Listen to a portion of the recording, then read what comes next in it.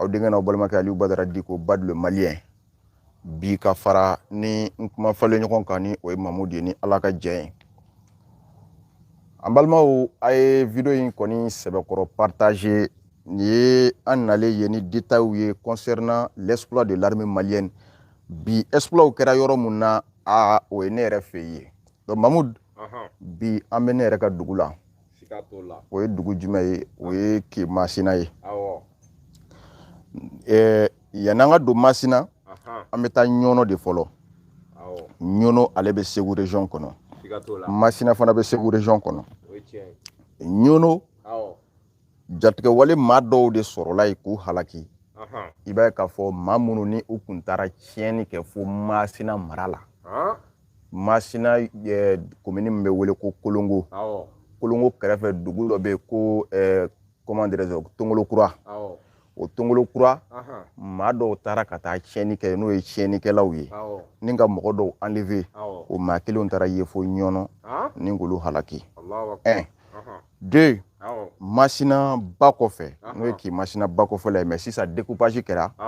a tɛ se ka jate Masina fɛ tuguni ka d'a kan Sayi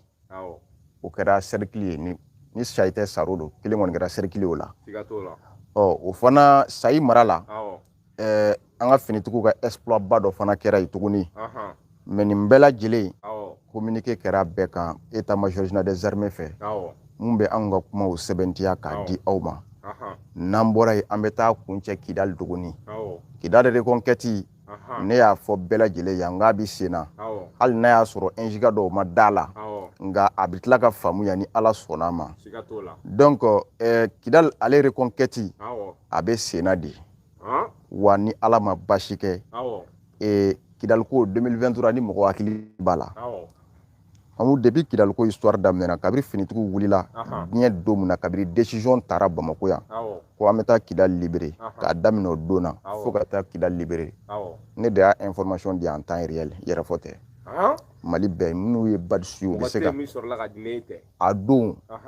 mais c'est à dire n tɛ bɔ yan ni n ma n ka radar belebeleba fo n ka Kidali radar belebele n'o ye n yɛrɛ kɔrɔkɛ ye i y'a faamuya donc ale de tun bɛ Kidali information an b'a ta live fɛn o fɛn kɛra k'a bɛɛ di Mamudu n'i y'a kumaw sigi ɲɔgɔn kan bi c'est à dire 100 bilahi 99 i bɛ taa sɔrɔ a bɛɛ ye tiɲɛ ye malgré k'ale ka kuma kɔfɛ ne yɛrɛ bɛ enquête kɛ i bɛ taa sɔrɔ o kelen don donc Kidali baara wɛrɛ kɛra don o don dɔ bɛ kɛ parce que nin y'a daminɛ don o don i y'a faamuya n'i m'a mɛn fɛn ti kɛ o b'a sɔrɔ an ma don a kɛlɛ kɔnɔ mais bi an k'an sigi n'a ye ko don o don à tout moment et à tout temps à toute heure Mali finitigiw bɛ se ka kabako lamaga Kidali a n'a lamini bɛɛ lajɛlen kɔnɔ donc an bɛ don fɔlɔ an ka laada la k'a daminɛ ni état major ka communiqué ka sɔrɔ ka walawalali kɛ an bɛ communiqué kalan communiqué ye mun fɔ an ye nanzarakan na que l'état-major général des armées informe l'opinion nationale que les forces armées maliennes, femmes appuyées par leurs partenaires, poursuivent leur opération permanente de surveillance, de contrôle et de sécurisation du territoire national dans le cadre de l'opération Dugukoloko. Ce samedi 25 juillet 2026, dans la zone de Nyono, à l'issue d'une longue filature, les forces engagées ont neutralisé plusieurs éléments terroristes circulant à moto ayant participé à l'attaque du village de Tongolokura, cercle de Masina, région de Ségou. Par ailleurs, dans la région de Kidal, plusieurs regroupements majeurs de groupes appartenant à la coalition terroriste Djinim FLA ont été détectés. Ces cibles ennemies et la logistique dont elles disposent ont été traitées avec succès. Dans la périphérie de Djabali, à la suite d'une observation minutieuse, un pick-up armé et ses occupants ainsi que plusieurs éléments terroristes circulant à moto ont été neutralisés. L'état-major général des armées réaffirme la détermination des forces armées maliennes à poursuivre avec rigueur, professionnalisme et engagement les opérations de sécurisation sur l'ensemble du territoire national. Il invite les populations à maintenir leur soutien et leur confiance aux forces engagées. Ni de communiqué mun bɔra état-major général des armées yɔrɔ la Mamudu mun de fɔra yan bamanankan na an b'a walawala dugukolo ko opération o dɔnnen don malien bɛɛ lajɛlen fɛ ni o ɲɛsinen don bi jatigɛ wale maaw kɛlɛli ma centre kɔnɔ ka taa se fo yɔrɔ caman ka sanga ni samedi don ye n'o ye kunu ye juin kalo plutôt juillet kalo tile 25 san 2026 i b'a ye k'a fɔ ɲoro tɛ dɛ ɲɔnɔ de ko don kuma in bɛ faamuya awɔ ɲɔnɔ n'a filɛ Segu région kɔnɔ o ɲɔnɔ ka sababuya kɛ an ka finitigiw ka patrouille belebele dɔ ye patrouille tun dabɔlen don jumɛn kama kibaruya de sera finitigiw ma ko mɔgɔ dɔw nana ka na bi mɔgɔw kan Tongolo kura filɛ nin ye Kolongo kɛrɛfɛ Kolongo bɛ Masina de mara la Kolongo ye commune ye Masina bɛ Segu région kɔnɔ donc i b'a ye k'a fɔ a ma kofɔlen ninnu u nana waati min ka tiɲɛni kɛ Tongolo kura ka mɔgɔ dɔ enlever ka mɔgɔw bololafɛn dɔw minɛ jagoya minɛ ka tiɲɛni kɛ ka boli u tunna yen zone bɛɛ kɔnɔ u mɛnna u bɛ ka ɲini Mali finitigiw fɛ Kolongo n'a lamini bɛɛ kɔnɔ u ma ye u mɛnna u bɛ ka ɲini ka na fo Masina u ma ye Masina numayan fan fɛ ka taa fo Monipe zone kɔnɔ u ɲinina ye u ma ye sanfɛ wa duguma u taa yɔrɔ ma dɔn donc i b'a ye u bɔra fo ɲɔnɔ ka na tiɲɛni kɛ Masina a tɔ ye de ye sisan u bɛ bɔ cercle wɛrɛ kɔnɔ ka na tiɲɛni kɛ nin cercle in kɔnɔna na donc o la e b'u ɲini o cercle kelen kɔnɔ ka sɔrɔ u tɛ yen u taara cercle dɔ in kɔnɔ c'est à dire nin ye stratégie kura de ye mais ni u bɛ tiɲɛni kɛ par exemple misali la u bɛ tiɲɛni kɛ San n'u ye tiɲɛni kɛ San n'i y'u ɲini San région bɛɛ kɔnɔ i t'u ye non i t'u ye i bɛ t'u ye région wɛrɛ de kɔnɔ soit cercle wɛrɛ kɔnɔ yen localité kelen kɔnɔ o banna sisan o stratégie de bɛ ninnu bolo yen bi donc i bɛ tero fɛn o fɛn ye bi ka tiɲɛni kɛ Kolongo ka tiɲɛni kɛ Kokiri n'o de ye Kokirikan Kokiri Bozo ka segin Kanef Naran i y'a faamuya b'a la Tɛn ka taa kuncɛ fo Pointa dugu o dugu bɛ sira in kan n'i ye tero fɛn o fɛn ka tiɲɛni kɛ a bɛɛ bɔ ɲɔnɔ de ka na u bɛ bɔ ɲɔnɔ de ka na olu bɛna tiɲɛni kɛ u bɛ t'u dogo ye donc e b'u ɲini yan mais ayi ka sɔrɔ u tɛ yan u bɛ côté dɔ in de la donc e kan'i yɛrɛ sɛgɛn k'a fɔ i b'u ɲini o localité kɔnɔ u taara a mɛnna donc i b'a ye k'a fɔ a ma kofɔlenw ɲinini bolo dalen kibaruya bɔra yɔrɔ wɛrɛ ka na cun an ka finitigiw kan ko a bɛ ka mɔgɔ minnu ɲini k'u ka lahala bɛ cogo di a yirala k'a fɔ ko a dɔw bɛ yen u bɛ moto de la i b'a ye k'a fɔ moto caman de u sigilen don a kan maa fila fini suguya minnu b'o la o bɛɛ lajɛlen fɔra u bɛ cogo min na ani hali u ka fɛn dɔw bɛ yen o couleurs o sera ka lakodɔn donc o waati min na o kibaruya sera an ka finitigiw ma k'a fɔ ko ko o bɛ anw fɛ yan koyi u filɛ anw fan fɛ yan ɲɔnɔ o mara kɔnɔ donc o waati kelen finitigiw fana wulila ni ka u nɔbɔ joona patrouille kɔnɔ ka taa cun ninnu kan ni ka combat kɛ ni u ye ni ka tila tuguni k'u écraser ka combat kɛ n'u ye ka tila k'u écraser donc o de la i m'a ye ne bɛ n ka kuma dɔ fɔ waati bɛɛ n ko bi jugu man ka wuli ka na offensive la armée Mali nɔfɛ Mali armée de kan ka taa offensive la bi ka t'u nɔfɛ n'i y'a misali dɔ ye n'i wulila jugu nɔfɛ i bɛ s'a la mais n'a wuli nɔfɛ hali n'i sera la a bɛ tiɲɛni k'i kun dɛ fɛn mun ka ɲi o de ye a kana wuli nɔfɛ mais e de ka kɛ mɔgɔ ye mun bɛ wuli a nɔfɛ regarde aujourd'hui anw y'o donna offensive fɛn o fɛn kɔnɔ contre les terroristes résultat ye jumɛn ye an ye succès k'a bɛɛ la a si tɛ yen k'a fɔ ko opération de bolodara terroriste contre la k'a ye échec kɛ a ma kɛ fɔlɔ mais n'u wulila k'u bɛna tiɲɛni kɛ olu kana bi offensive kɔnɔ hali n'an y'u sɔrɔ u bɛ tiɲɛni dɔ kɛ parce que u bɛ kɔn ka mugujugu min fili anw b'o dɔn n'o de ye u ka RPG in ye walima obi de don u b'o fili kun fɔlɔ maa minnu bɛ ɲɛfɛ walasa k'olu faa fɔlɔ donc o de la bi fɛn min bɛ Mali armée arranger o ye offensive de défensive t'an arranger bi dɛ wallahi défensive t'an arranger bi an bɛ taa offensive de kɔnɔ n'o kɛra bi wallahi billahi ani minnu bɛ kɛlɛ la u don dɔw yɛrɛ da bɛ tila ka bɔ k'a fɔ an tɛ s'aw la tuguni u bɛ bɔ k'o fɔ billahi u bɛ bɔ k'a fɔ Mamadou don mun na ne bɛ moto ko kuma in fɔ kana se bi ma résultat lajɛ bi moto ko kuma in fɔ kana se bi ma ala kama dugumisɛnnin caman ɲininka bi ko jamana kɛlen ka comment dirais-je décret bɔ ni motoba minnu bɛ ni jatigɛwale mɔgɔw b'a utiliser ni k'a suspend dugu 100 bɛ yen dugu ka jɛ ka sɔrɔ o ma ne wele a ɲagaminen don an fɛ yan a kun ka gɛlɛn ne ta dugu si ka appel sɔrɔla tuguni ne kɔni t'u ka appel sɔrɔla tuguni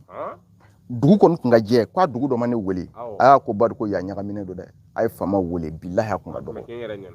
wallahi a kun ka dɔgɔ mais bi a dugu baden de bɛ yen n bɛ se k'u citer dɛ wallahi u ka appel tɛ ka se ne ma bilen moto ko in décret bɔ kana se bi ma mɔgɔ dɔ yɛrɛ bɛ olu kɛra yɔrɔ in k'an wele ko tiɲɛna ko moto ko in k'a ɲɛna an ma dɛ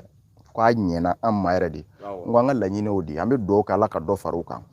d'un moment à l'autre o mɔgɔ kofɔlenw k'a fɔ tongolokurakaw ye kolongo ko maa minnu ye tiɲɛni kɛ o baara ko a maaw bɛɛ lajɛlen sɔrɔla koyi k'u bɛɛ lajɛlen fana fagara maa t'u la mun échappera an bɛ taa ɲɛfɛ an bɛna an yɛrɛ sɔrɔ sisan ɲɔnɔ ale yɛrɛ mara kɔnɔna na siɲɛ kelen n'an donna ɲɔnɔ an bɛ taa an yɛrɛ sɔrɔ yɔrɔ la yɔrɔ mun ni ale bɛ wele ko Jabali Jabali ale lakodɔnnen don ni jatigɛwaleya ye kabiri waati jan Jabali attaquew ma deli ka dogo mɔgɔ la yan kojugu minnu kɛra a kɔnɔ kabiri san 2013 kana se bi ma i b'a ye k'a fɔ bɛɛ lajɛlen bɛ o kalama o circulera diɲɛ bɔlɔlɔsira bɛɛ kan yan tiɲɛni minnu kɛra Jabali jatigɛwale maaw fɛ ka tɛmɛ o de hukumu kɔnɔ i b'a ye k'a fɔ ko jateminɛ dɔ sen fɛ jatigɛwale maaw kun kɛlen don k'u fara ɲɔgɔn kan ka sigi pick-up dɔ kɔnɔ donc o pick-up k'o boli sa k'o ɲɛsin an ka finitigiw ma a bɛ n'a fɔ yɛrɛfaa su donc an ka finitigiw sigilen don dagayɔrɔ la olu yɛrɛ donna mobili in kɔnɔ ka mobili in fa k'a boli ni 120 à l'heure de ka ɲɛsin Mali finitigiw ma donc olu ɲɛ bɛ pick-up natɔ la a bɛ ka signaler kabiri yɔrɔ jan a tɛ ka jɔ fɛn bɛɛ bɛ k'a fɔ signalement sugu bɛɛ bɛ ka di a tɛ ka jɔ ka tila tuguni ka rafale wuli sanfɛ pour que a ka jɔ a ma jɔ donc a ko tɔ la Mali finitigiw yɛrɛ sina ka jateminɛ kɛ yɔrɔnin bɛɛ juguw de bɛ nin kɛ parce que i bɛ ka na yen Jabali sira in kan n'i bɔra ɲɔnɔ fo ka taa se Kuruma ka bɔ Kuruma ka taa Jabali yɔrɔ o yɛrɛ kilomètre 1 a sira tout droit mɔgɔ o mɔgɔ bɛ moto boli a kan n'i bɛna se finitigiw ma vitesse o bɛ jigin n'i bɛ moto la yɔrɔ jan fɛ o y'a sɔrɔ i yelen don soit o bɛ signalement d'i ma i bɛ jigin ka moto kolongolo soit i bɛ na dɔɔni dɔɔni mais n'i y'a wuli ka na i ni marifa bɛ ɲɔgɔn na dɛ bɛɛ b'a dɔn yen bɛɛ b'o dɔn yen wa hali yen foro kɔnɔnaw 18 heures man ka mɔgɔ sɔrɔ yen o kangari dilan ka tɛmɛ mais dɔw y'a sariya sɔsɔ a labanna mun na mɔgɔw bɔra kalama an ka laɲini tɛ bon o de y'a to i b'a ye k'a fɔ pick-up in bɛ ka na waati min finitigiw olu tilalen u ka signalement bɛɛ la u ma jɔ olu fana ye mugu wuli pick-up in na mugu wuli mɔgɔ ninnu fana y'u to pick-up kɔnɔ k'a jaabi donc u ye jaabili kɛ waati min finitigiw fana ye pick-up in détourné n'u ka fɛɛrɛ pick-up détourné la waati min Ala y'a kɛ pick-up yɛrɛ dafirila mun kɛ maa minnu bɛ n'u ma sa i b'a ye k'a fɔ dankarikɛla olu la an ka finitigiw fɛ o cogoya kelen na wulila ni ka taa olu mɔgɔw fana tɔ lase yɔrɔnin kelen ka pick-up in fana ko ban k'o bila kɛrɛfɛ donc o kɛra bi an ka succès dɔ ye ni o kɛra Jabali i b'a ye k'a fɔ ale masurunya na an ka finitigiw ye mun kibaruya d'an ma selon le communiqué de l'état-major communiqué in bɛɛ bɛ yan quoi c'est à dire que fɛnw tɛ ko minnu inventelen don k'an bɛ k'an sigi k'a fɔ n'an y'a ye communiqué kɔnɔ an bɛ tila tuguni k'an renseigner auprès de nos sources an bɛ tila mun b'an bolo k'a fɔ ka da k'an b'o fɔ donc i b'a ye ni an bɔra yen o la an bɛ segin ka taa an bɛ to fɔlɔ halisa ɲɔnɔ kɛ une minute seulement.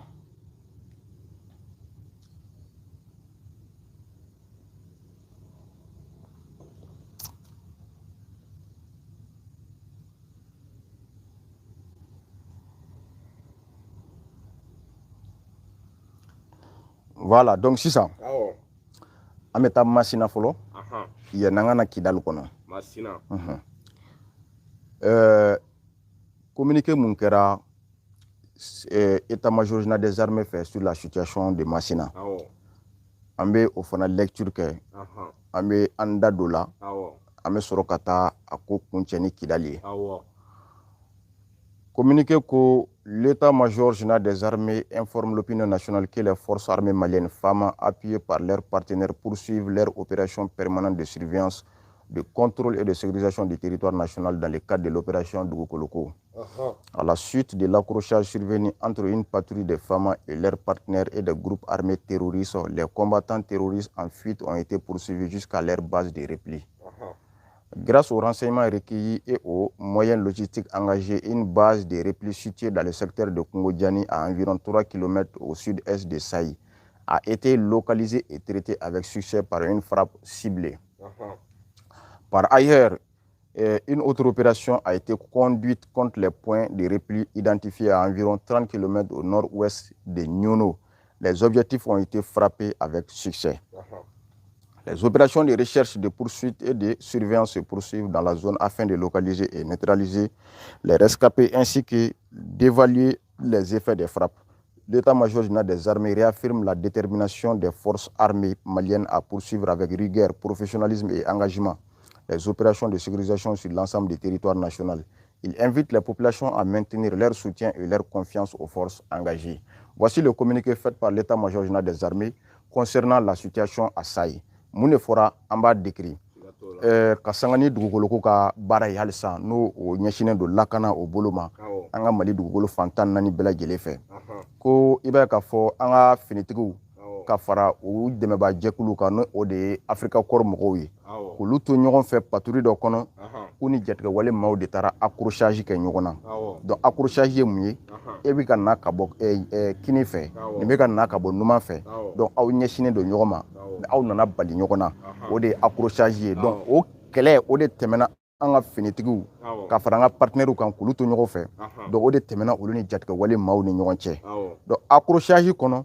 jatigɛ wale maaw ko u seginna ka retour de bɔ sisan ni ka boli boloda u bolilen waati min na finitigiw fana tugura u nɔfɛ k'u nɔbɔ o nɔbɔli o taara wolo fɛn jumɛn na k'a taara ye k'a fɔ base dɔ b'u bolo yen fan fɛ base belebele u nɔbɔra f'u ka base kɔnɔna na o waati kelen kɔnɔ ko kibaruya jɔnjɔnw sɔrɔlen kɔfɛ an ka finitigiw ka dicogo la k'i ye i b'a ye k'a fɔ nin base in mun ni a sigilen don Kongo-Diani ale ni Sayi cɛ ko kilo 3 bɔɲɔngo donc ko a bɛ Sayi a tilebiyanfan k'a bɛ Sayi tilebiyanfan de fɛ donc i b'a ye k'a fɔ base in localisera o waati kelen ni ka drone la pousser ka na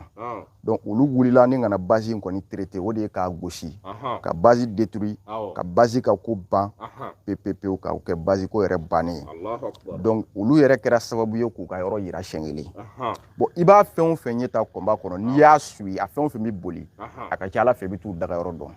oui a ka ca Ala fɛ ne ma fɔlɔ tero tun bɛ tiɲɛ o tun bɛ siɲɛ cɛla de dugu kɔnɔ n'u tilala tiɲɛniw na bɛɛ bɛ t'i ka marifa dogo u ka pullover minnu n'u dɔnnen don n'o ye o bɛ dogo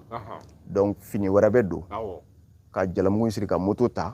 ka taa dugu kɔnɔ ka taa si so o b'a sɔrɔ tiɲɛni banna ni tiɲɛni bɛ kɛ rendez-vous bɛ di yɔrɔ dɔ la an bɛɛ bɛ ɲɔgɔn kunbɛn yan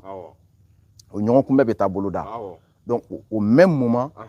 u bɛ wuli ka taa tiɲɛni kɛ mais bi o dabilala o de nana ni base terroriste sigilen ye jamana kɔnɔ sinon fɔlɔ o tun tɛ base terroriste sigi mais o sigili bi ka sababuya kɛ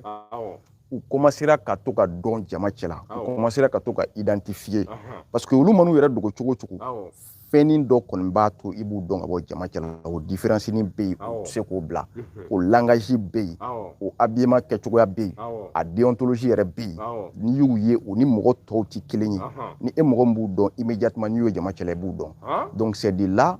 u ye système falen sisan an ka base sigida an yɛrɛ ka to ka k'an ka base kɔnɔ base sigita cayara donc o de y'a to bi i b'a ye a bɛ fɔ ko base terroriste gosira yan dɔwɛrɛ tɛ parce que terror tɛ sira duguw kɔnɔ tuguni u ye stratégie fali hali n'u bɛ si yɔrɔ la bi ni yɔrɔ mun fɔ n ko de hamo kɔnɔnaw ye ni o de ye a bugu fiyɛma yɔrɔnin ninnu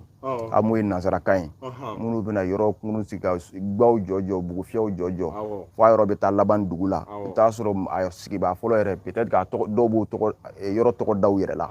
wala walima dɔw b'a tɔgɔ da fɛn wɛrɛ la o n'a ɲɔgɔnna ou bien n'u ye yiri dɔ de sɔrɔ yen ou bien ni yiri dɔ ka ca yen u b'a tɔgɔ da o yiri la o n'a ɲɔgɔnna caman donc bi n'i y'o yɔrɔw f'i ye Mali kɔnɔ n'i ma terroriste bɔ a kɔnɔ k'a fɔ tu n'i y'a yɔrɔw f'i ye i ma terroriste ka logistique baw bɔ a kɔnɔ k'a fɔ tu puis u dogo tutu la ka tɛmɛ a yɔrɔw kan mais cela ne veut pas dire que o hameau ko o kɔnɔnaw bɛɛ tero ye non mɔgɔ kana kuma bila ka taa o sira fɛ parce que n'an bɛ kuma fɔ an b'a lajɛya pour que an ka kuma kana kɛ tɔɔrɔ ye innocent dɔw ma mais on dit bien tero dolen do a maa caman cɛla bi a bugufiyɛ caman bɛ yen tero ka jɔtaw don ka sɔrɔ innocent tɛ donc en même temps u kɛn bɛ k'u yɛrɛ déguiser en innocent o mɔgɔ caman bɛ yen bi o tero caman bɛ yen minnu kɛlen don k'u yɛrɛ bila o cogoya la donc i b'a ye k'a fɔ nin de kɛra an ka finitigiw ka kibaruya dicogo la à 3 km de Sayi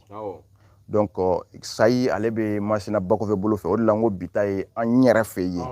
donc Masina ye n ka yɔrɔ ye Masina kɛ Masina ye n ka yɔrɔ yɛrɛ de Masina ye n ka dugu de voilà donc an bɛna sisan Ɲɔnɔ tuguni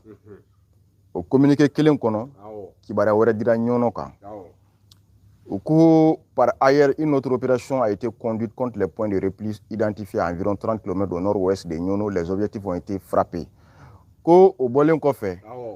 ko opération wɛrɛw bolo dara jatigɛ wale maaw u bɛ n'u bolila u bɛ taa yɔrɔ minnu na n'o de y'u ka point de repli ye u mana boli u bɛ t'u daga yɔrɔ minnu na ko baara wɛrɛ bolodala ka ɲɛsin o yɔrɔw ma waati min o yɔrɔw lakodɔnna localisation kɔfɛ ko o point gosira o point gosilen kɔfɛ k'i b'a ye k'a fɔ a jatigɛ wale maa caman kɔni ye diɲɛ to o ni Ɲɔnɔ cɛ 30 km kilomètre 30 bɔɲɔngo voilà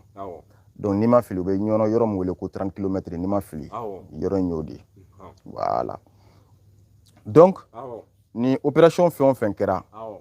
évaluation bi sen na mɔgɔ joli de fagara minɛn joli tiɲɛna donc ka nin bɛɛ dɔn ni ka détail di malien bɛɛ ma un à un ka bɛɛ détail dɔn k'a di malien ma un à un donc nin de kɛra état major ka communiqué wɛrɛ ye Masina ani Ɲɔnɔ kan an bɛna kibaruya laban kɔnɔ o ye Kidali ye mun de fɔra Kidali ko par ailleurs dans la région de Kidal plusieurs regroupements majeurs de groupes appartenant à la coalition terroriste Jinim FLA ont été détectés. Ces cibles ennemies et la logistique dont elles disposent ont été traitées avec succès. I b'a dɔn bi Kidaliko bɛ minɛn dɔ de kɔnɔ n bɛ segin k'a ɲɛfɔ mɔgɔw k'a faamu Mali bɛ sanfɛ kɛlɛ de la Kidali fɔlɔ an ma duguma kɛlɛ daminɛ fɔlɔ sanfɛ kɛlɛ de bɛ senna Kidali kabiri reconquête in daminɛna o sanfɛ kɛlɛ mun bɛ senna bita de nana kɛ jumɛn ye ɲinini kɔnɔ u ka dalajɛkulu yɔrɔ dɔw bɛ yen u bɛ ɲɔgɔn dalajɛ yɔrɔ minnu na donc o yɔrɔ dɔw de donna ni ka wuli droniw lawuli ani migiw lawuli ka taa o lajɛlikɛ yɔrɔ in ka taa sɔrɔ tero dɔw bɛ yen ni k'u gosi terroriste jumɛnw de ko don Jinim ani FLA cɛdenw olu ɲagaminen ɲɔgɔn na o de la a bɛ fɔ ko coalition Jinim FLA parce que bi u kɛlen don ka alliance de kɛ bi par manque d'effectifs terow ye coalition kɛ u yɛrɛ ni ɲɔgɔn cɛ parce que fɔlɔ Jinim ka kɛlɛ kun dan ye Moti région ka taa se Baɲangara région ma mais Gao Tombouctou Kidal Jinim ka kɛlɛ kun tɛ se yen mais bi Jinim ka kɛlɛ taari yɛrɛ sɔrɔ fo Kidal donc coalition de bɛ yen n'a bɛ wele ko coalition Jinim FLA bon maintenant o mun bi sen na mun de bɛna ni o coalition in i bɛ taa sɔrɔ fankelen dɛsɛra donc dɔ in bɛ wele ka t'o renforcer nin b'o de kofɔ sinon ni dɔ in ma dɛsɛ o tɛ wele sama ka taa ale renforcer mais ni ye Jinim taalen ye fo ye cela veut dire que FLA de dɛsɛra donc Jinim bɛ taa au secours de FLA au même moment kɛnɛ bɛ ɲini ka ɲagami o Jinim kelen bolo bi centre kɔnɔ et d'autre part Mali région fan wɛrɛw fɛ donc alors jɔn de bɛna au secours de qui maintenant qui viendra au secours de qui et comment est-ce que ça va finir a bɛ laban cogo di mɔgɔ b'i yɛrɛ ɲininka nin de la mais nin si t'an bɔ an ja kan donc i b'a ye a maaw a yirala k'a fɔ minɛnjugubaw tun b'u bolo an tɛ minɛn minnu fana bɔyɔrɔ dɔn parce que u ka minɛn marayɔrɔ gosilen kɔfɛ a yirala k'a fɔ ko ninnu fana ko minɛnjugubaw tun bɛ u bolo o n'o minɛnw bɛɛ lajɛlen gosira parce que a bɛ se ka kɛ an y'u ka minɛ marayɔrɔ gosi kɔfɛ u dɛmɛbagaw bɛ minɛn wɛrɛ ta ka n'a d'u ma parce que non o tɛ dɛsɛ minɛn na u bɛ se ka minɛn sɔrɔ n'importe quel moment parce que yɔrɔ filɛ Algérie filɛ Kidali filɛ a bɛ se ka na n'importe comment et n'importe quel moment ka n'a d'u ma a bɛ se ka bɔ Libi direct ka na n'a ye fo yen ka n'a di u ma u bɛ jamana min traverser ka bɔ Libi ka na i bɛ taa sɔrɔ o jamana kelen fana jɛnnen don n'a ye n'u k'u ka maramafɛnw transporter ale sen kan ka tɛmɛ ka na tiɲɛni kɛ anw fɛ yan donc u bɛ tɛmɛ jamana o jamana kɔnɔ lɛzi la ko o m'u ɲininka da la k'a fɔ u n'o jamana bɛ jɛɲɔgɔnya la terroriste tɛ se ka wuli ni maramafɛn sugu dɔ ye walima maramafɛn sugu dɔ tɛ se ka na e ka jamana kɔnɔ k'a bɛ ka taa di mɔgɔ dɔw de ma maa minnu qui ne sont pas une armée régulière jamana tɛ ko terroriste de don k'a bɛna taa di olu ma ko e b'o laisser passer ka sɔrɔ ja tɛ e ni o mɔgɔw cɛ bɛnkan tɛ e n'o mɔgɔw cɛ c'est faux bɛnkan b'i n'u cɛ parce que ni bɛnkan t'i n'u cɛ i b'i miiri a bɛ ka taa di mɔgɔ minnu ma est ce que ninnu tɛna ne ka jamana attaquer ni nin ye don dɔ est ce que nin minɛn ninnu nakun de tɛ k'a di ninnu ma k'an ka jamana tiɲɛ i b'i miiri nin bɛɛ la mais ni bɛnkan b'i n'u cɛ i tɛ miiri nin si la parce que i b'a f'i yɛrɛ kɔnɔ non u bɛ ka taa jamana wɛrɛ kɛlɛ n'a ye mais e ka foyi t'a la u ka taa n'a ye donc n'u y'o jamana ci e ka foyi t'a la e ka intérêt min bɛ o mɔgɔw bolo ni e b'o sɔrɔ dɔrɔn a banna mun ye Algérie bila ka dayɛlɛ ninnu ye Mali sanu 3% parce que u bɛ exploiter don min 3% ye ale Algérie ta ye o dɔrɔn kama a ye dayɛlɛ n'aw bolila a ye n'an fɛ yan m'aw ladon n'aw banana a ye n'an fɛ yan m'aw furakɛ ni fɛn o fɛn ko b'a la a ye n'an fɛ yan ni maramafɛn ko don n'a nana a y'a fɔ k'a ka jigin ne fɛ yan a k'a la passer donc nin dayɛlɛ kun de filɛ 3% d'or 3% d'or du Mali donc ka terroriste dɛmɛ ko pour 3% d'or don dɔ o 3% or kelen kama o terroriste kelen bɛ tila tuguni ka kɛlɛ ta ka ɲɛsin e fana ma mais a bɛ bali la jamana o jamana ye terroriste dɛmɛ diɲɛ in kɔnɔ yan a jamana caman bɛ yen o nimisara dɛ parce que o mɔgɔ kelenw tilala tuguni ka retourner o jamana kelenw contour la et a filimu laban kɛra maa si ma segin ni mun ye o jamanaw détruili de ye i b'i sigi a kan a bɛ kɛ bi a bɛ kɛ san 100 kɔfɛ don dɔ o terroriste kelenw bɛ tila k'i ka jamana détruire k'i ka jamana tilan k'i ka jamana ka ko ban pewu ko histoire caman tɛmɛna diɲɛ in kɔnɔ yan mais beaucoup n'ont pas imaginé beaucoup n'ont pas vu venir bon an bɛ dugawu de kɛ ala ka jisuma k'a fura donc nin de y'an ka bi kibaruya bɛɛ Mamudu an ye mun sɔrɔ sur la situation sécuritaire du Mali état-major ye minnu walawala an ye ani selon an ye minnu sɔrɔ an ka source bolo k'o di an lamɛnbaga bɛɛ ma donc yan'an ka bɔ kuma na sisan sura n tun ye n da don kuma mun na Mamudu ou bien kunna sini sufɛ n'o ye an balimamuso Evelyne Diack n bɛ fɛ nin yɔrɔ in ka partager nin ka k'a damana video ye an balimamuso Evelyne Diack ka kuma an ka kuma hɔrɔnya kɔnɔ an ka kuma danbe kɔnɔ Mamudu muso ko de o ko aw bɛ nkalon tigɛ mais a m'a fɔ i a m'a fɔ a m'a fɔ Mamudu i bɛ nkalon tigɛ a m'a fɔ Amadu i bɛ nkalon tigɛ a ko de ko aw bɛ nkalon tigɛ a tilala ka mun fɔ ko vidéoman de ko don vidéoman jumɛnw ko transition ka vidéoman alors minnu bɔra ka kuma ne bɛ ɲininka k'olu ɲininka olu bɛ transition fɛ ne ba de ye wa walima a b'olu kɔnɔ ko transition mɔgɔw tɛ olu yɛrɛ fana dɔn wa e b'a dɔn ko mun ye transition kungo gɛlɛya yɔrɔ dɔw la o mɔgɔ kelenw de ka baara don transition ka baara caman gɛlɛya bolo ni ala cɛ o mɔgɔ kelenw ka baara don n bɛ misali ta mɔgɔ dɔ kan n b'a tɔgɔ fɔ yan c'est un homme politique il a été ministre n'o de jɔn ye Amadu Koyita Amadou Koita don dɔ la radio so dɔ sanfɛ a y'i kanto k'a bɛ transition in fo malgré que ale ni transition in tɛ hakilila kelen na ko transition in baara dɔ kɛ k'a ɲɛna a waati kelen Amadou Koita tun bɛ fɛ ka ni transition in soutenir mais ni mɔgɔ kelen ninnu ka kuma jugu n'u ka fɛnw kama ngalontigɛ kama Amadou Koita ye seginni kɔ i bɛ taa sɔrɔ mɔgɔ dɔ bɛ yen a bɛ fɛ ka transition soutenir mais olu ka kumakan juguya mɔgɔ nɛni ngalontigɛ mɔgɔ dénigré kama o mɔgɔ bɛ segin kɔ o tɛ transition fɛ tuguni ni a y'a sɔrɔ i tɛ ngalon tigɛ i tɛ foyi kɛ n k'o transition kelen min n'i bɛ k'o défend o y'i don kaso la yan mun ye i don kaso la o transition kelen y'a dɔ de k'i bɛ ngalon tigɛ ka tila k'i don kaso la n'i tɛ ngalon tigɛ o t'i don kaso la an bɛɛ ye dɔ k'o la ne yɛrɛ taara o kaso la o kuma bɛ faamuya o de la n ko n'i y'a ye a digira u la walima a digira an na o b'a yira Mamudu an sɔn de don parce que ne ma kuma jugu de ye Zainab Evelyn Diack ka kuma na ma kuma jugu de ye Zainab Evelyn Diack ka kuma na walayi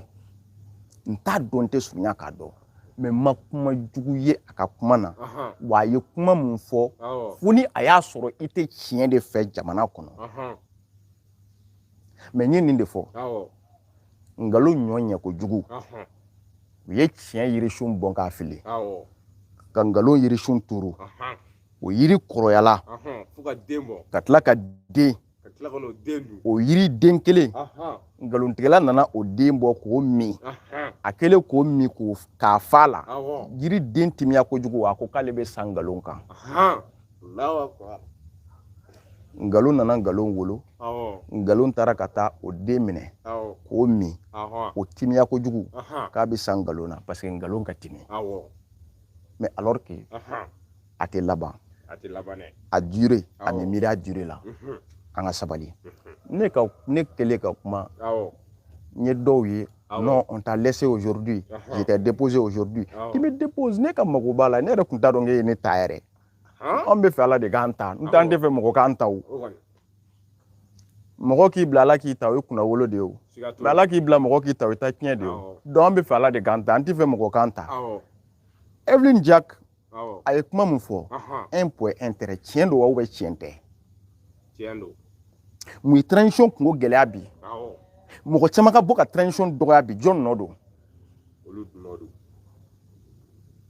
mɔgɔ caman ka transition jugu caya jɔn nɔ don a sababu bɔra mun na ngalontigɛ dénigrement fu mɔgɔ nɛni a tilan bɛɛ bɔr'o de la alors o digi kun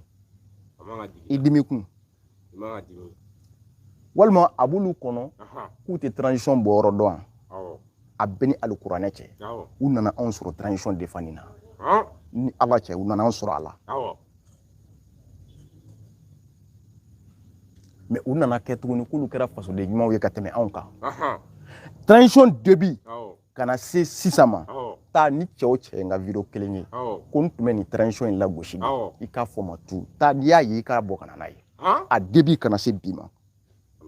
mais olu ka video sɔrɔla bɔlɔlɔw sanfɛ fan bɛɛ fɛ u bɛ ka transition nɛni walima u bɛ transition ɲɛmaa dɔ kan k'a nɛni walima k'a critiquer o sɔrɔla yan a dɔw ye kaso k'a la yan a kɛra diɲɛ bɛɛ ɲɛna a ye taa lajɛ i b'a dɔn fɛn ka gɛlɛn ne ma k'a fɔ a finnen don o yɔrɔ kelen ka tila k'a fɔ ko a jɛlen don sur place Ala o ye hɔrɔnkolonya ye dɛ n'a ma ɲɛ n ko a finnen don n'a nana sɔrɔ k'a jɛlen don n bɛ makun siɲɛ kelen c'est mieux walima a b'u kɔnɔ ko u ni transition mɔgɔ dɔw ka di ko o de la transition mɔgɔw tɛ olu dɔn wa transition kɔnɔ mɔgɔ bɛɛ b'a dɔn olu bɛ sɔn mun ma u tɛ sɔn mun ma wa u bɛ bɛɛ dɔn an na n b'o fɔ dɛ mais seulement u tɛna fɔ an ye de karisa e bɛ tan walima u tɛna maa si de ɲininka i dalakan na i bɛ tan parce que jamana marala ale tɛ kuma o a bɛ fɛnw lamɛn a bɛ lajɛli kɛ ani a bɛ c'est-à-dire que a kan ka mun kɛ a b'o kɛ o de y'a to j'ai pas d'intérêt kana ko mina an balimamuso défend kun dɔ kama quoi ne ka kɛlɛ portelen don fɛn dɔw de kan ni mun hakili ma bon i tɛ se k'a faamu mais ni m'a faamu fana la a fɔra a banna mais c'est que sur n ka faamuyali ye nin de ye wa n b'a fɔ Evelyn Jack a ye tiɲɛ fɔ bi a ye tiɲɛ fɔ sini a ye tiɲɛ fɔ sinikɛnɛ ni e maa min ko k'a ma tiɲɛ fɔ nan'i ka dalulu ye i delila ka nkalon mun tigɛ A plus B a bɛ anw bolo yan an b'a ta k'a da mais kuma kelen ka bɔ kuma kɔnɔ ultimatum maa kelen bɛ yen kɔrɔmatigɛli tɛ dɛ il suffit juste que parce que bi an bɛɛ jagoyalen don ka sariya bonya i sɔnna o i ma sɔn sariya i b'a bonya a bɛ boli kan maa tɛ Ala ye donc ni sariya ko maa i kana maa tɔgɔ fɔ video la jagoya i bɛ sariya bato n'o tɛ i nɔ bɛ se ka minɛ o kama an bɛ sariya bato an bɛ pan mais wallahi Mamudu n'a ye n ta n tɔgɔ ban a bɛɛ ni Alahu Taala cɛ a ka terroriste ani ma bɔnɛ in tɛ halala ye wallahi hali n t'a fɔ astafurlah a don dalulu min nan'a ye Ala ka to a y'i ta i tɔgɔ ma amina rabi dalulu n bɛ nan'a ye ministère de la sécurité tulo bɛ n kan na yan n bɛ dan yen wallahi a kana kuma o de ka fisa a yɛrɛ ka video la da bɔra n'a ye ne tɛ dɛ a yɛrɛ de da bɔra n'a ye ko contact b'a n'u cɛ ne tɛ dɛ a yɛrɛ de da y'a fɔ donc n'a kumana n ye n kali n bɛ cɛ wele yan bilahi a b'a détail bɛɛ di yan un point intérêt point par point o don de mɔgɔw bɛna fɛn caman faamu Mamudu mɔgɔw ɲini k'a dɔn quoi Mali kɔnɔ je sens que an tɛ ɲɔgɔn dɔn mais an bɛ ɲɔgɔn kumakanw de dɔn wa an bɛ ɲɔgɔn apprécier ɲɔgɔn kumakanw de fɛ mais alors que ɲɔgɔn sɔn ye jumɛn ye o tɛ ɲini k'a dɔn kumakan ɲuman fɔla bɛɛ tɛ maa ɲuman ye kumakan jugu fɔla bɛɛ tɛ maa langolo ye mais mɔgɔw ka ɲɔgɔn ɲini ka ɲɔgɔn dɔn n bɛ nin kuma de fɔ k'a kɛ ultimatum ye an balimamuso Zainab Evelyn Jack a kɛ Ala kama tila i ka bɔ i ka dɔ wɛrɛ fɔ ni ɲɔgɔnna de ko don dɔ wɛrɛ fɔ n m'a fɔ n ko i ka fɛn wɛrɛ fɔ mun ye nɛni ye ou bien fɛn wɛrɛ ka ɲɛsin mɔgɔw ma ne bɛ maa défend tiɲɛ de kan n t'a dɔn n tɛ sunya k'a dɔn a tulo bɛ n kan na n'a ye fɛn o fɛn fɔ ko tiɲɛ don n ye n kali Ala la n b'a fɔ tiɲɛ don ni Zainab Evelyn Jack an ma deli ka ɲɔgɔn kunbɛn litige la an ka hakili yɛrɛ ma deli ka kɛ kelen litige la mais souvent il faut savoir faire la part des choses tiɲɛ ye jumɛn nkalon ye jumɛn ye n tɛ hakilima dɔw bɛ yen olu ma jaabili kɛ o i ye kati 24 ka jaabili kɛ yan munna m'a kɛ il est sage parce qu'il sait k'a tɛ nkalon tigɛ donc a y'a da di mais est-ce que o ye fugariya ye fugariya tɛ donc n bɛ duwawu de kɛ sinon o bɛ kuma na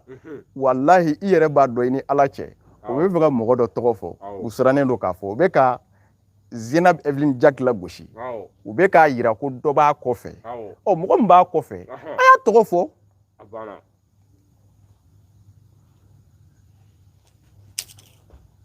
a ye Evelyn tɔgɔ fɔ un point un trait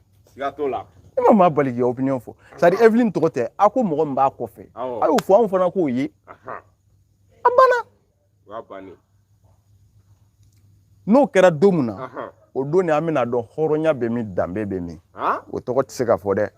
a y'a fɔ an ka ye n'u ye cɛ ye u k'a fɔ a y'a fɔ u ye nin kuma in bɛɛ kɛ